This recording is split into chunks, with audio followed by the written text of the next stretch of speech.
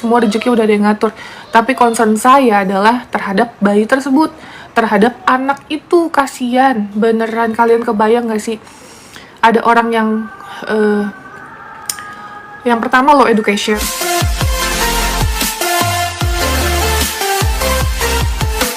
Cekan di sana. Gitu ya.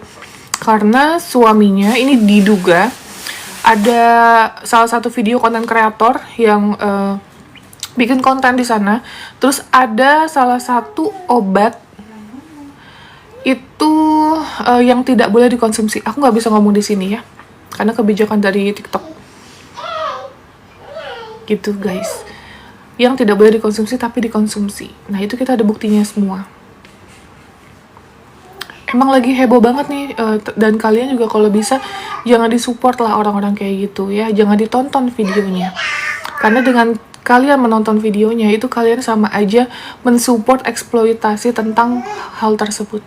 Kasihan anaknya, bayi, setiap hari dikontenin. Yang buat saya pribadi, saya ngerawat ODGJ aja saya nggak sebegitunya gitu. Gantian tuh 5 konten kreator itu, yang satu kontenin ini, satu konten ini setiap hari guys, kayak gitu. Jadi ladang cuan mereka. Kalau saya pribadi sih ya nggak masalah, tapi kalau udah bentuknya tentang anak gitu tuh, tentang yang seseorang yang sedang sakit tapi dimanfaatkan oleh orang lain, nah itu kasihan banget gitu. Dia bayinya katanya anteng. Ya makanya ya, namanya bayi kalau anteng itu malah kita harus takut guys. Masa ada salah satu konten kreator, aku screenshot sih, itu buktinya udah aku kumpulin semua. Intinya alhamdulillah adiknya anteng, bayinya anteng, gak rewel. Malah yang gak rewel tuh kita malah harus takut gitu. Bayi itu kodratnya emang menangis, lapar, menangis karena mau udah pup, menangis karena pipis gitu, karena gatal dan lain-lain, ketidaknyamanan dia hanya bisa nangis karena belum bisa bicara gitu. Jadi kalau misalnya anak yang tidak nangis, dia aus, lapar, dia pipis, popoknya sudah tidak nyaman, itu harus dipertanyakan kenapa sama bayi tersebut, kenapa tidak ada pengecekan sama bayi tersebut juga gitu. Kenapa nggak full rutin semuanya, dua-duanya dibawa, ibu sama anak dicek rumah sakit, kan udah ladang cuan untuk mereka gitu ya. Kenapa malah beli mobil pribadi, bukan mikirin orang dulu tuh, yang menjadi sumber rezekinya dibantu dulu. Kalau saya emang nggak iri, semua rezeki udah ada yang ngatur. Tapi concern saya adalah terhadap bayi tersebut, terhadap anak itu. Kasihan, beneran. Kalian kebayang nggak sih? Ada orang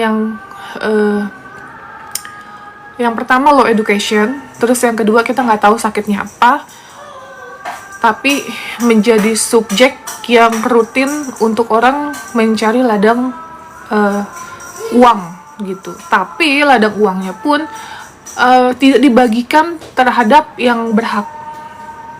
Padahal dia bukan konten kreator sosial setahu saya ya. Bukan ada kayak saya nih, misalnya ada orang yang saya biayain per bulan, yayasan. Saya ada bulanan biaya harus memberikan ke salah satu yayasan yang ada di Malang, karena saya menitipkan lansia sebatang kara sama anak gitu. Jadi saya setiap bulan saya harus bayar. Ada juga di Yayasan Al-Fajar Bersari, karena saya menitipkan ODGJ di yayasan tersebut. Karena swasta berarti kita harus bayar pribadi. Nah, ada lagi yang kita bantu setiap bulan sampai detik ini gitu. Dan saya merawat bayi, dan ini bukan anak saya, ini anak Butini. Ada lagi nah saya nggak bisa sebutin, ada anak asuh saya juga lagi proses adopsi yang lain, itu juga anak ODGJ gitu. Jadi untuk saya pribadi, saya apapun yang saya dapat saya keluarkan untuk orang-orang yang membutuhkan gitu. Maaf ya, aku nggak dengerin Mbak Novi, malah dengerin suaranya jadi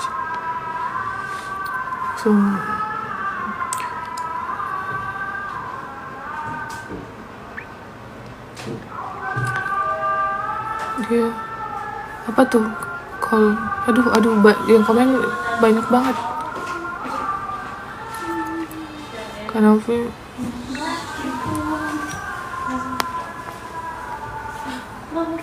gitu guys ya, jadi kita harus satu-satu menyelesaikan ini karena kita juga harus koordinasi sama beberapa instansi. Jadi ada poin-poin yang harus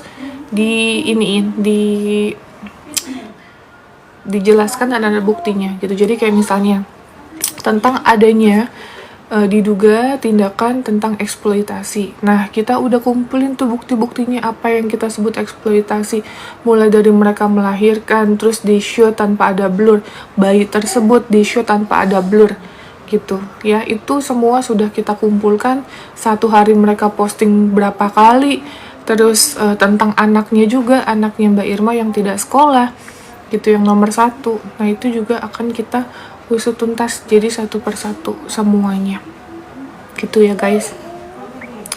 Kalau konten kreator lain pendapatnya gimana? Sudah kita ada buktinya semuanya ya, kita sudah chat secara baik-baik, tetapi salah satu dari mereka pun responnya tidak baik. Intinya itu mereka mau menghandle sendiri katanya, tapi menghandlenya pun saya bingung dengan cara apa. Kalau mereka bilang tidak mengerti alurnya membantu orang, kenapa pada saat kita mau membantu itu nggak boleh? Kan menjadi pertanyaan.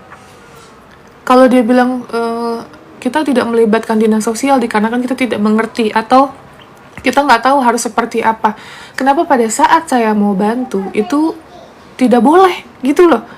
Ini kan saya mau bantu dari Mbak Irmanya hamil sampai sudah melahirkan, tapi buat saya sih sangat disayangkan aja sih. Saya yang jelas tidak bisa bicara banyak di sini. Udah dikasih babysitter, iya udah dikasih setelah saya tegur. Coba kemarinnya ada nggak babysitter atau pengasuh yang melihat kondisi bayinya? Tidak ada kan? Tapi laporannya sudah masuk. Jadi mau ada babysitter saat ini atau enggak, itu sudah akan ditindaklanjuti gitu ya. Sudah akan ditindaklanjuti dengan tindakan konten kreator yang 5 itu kemarin. Takut cuannya hilang, ya wallahu alam. Tapi kalau saya bilang tadi ya, saya merawat ODGJ Bu Neneng, terus ada Vera, ada Bu Mama, ada Yola, ada Hamdasah, ada beberapa ODGJ aku, saking banyak aku nggak hafal. Tapi yang jelas mana ada nggak sih aku kontenin setiap hari? Ada nggak, coba sebutin aku konten setiap hari? Mereka nungging, jungkir balik, itu nggak ada guys. Aku cuman mengkonteni pada saat proses pengobatan mereka, itu aja sih ya. Jadi ya tolong kalau kayak gitu-gitu jangan disupport, kasihan. Kalau disupport dia tidak mengetahui bahwa dia itu sudah melanggar hak asasi seseorang gitu.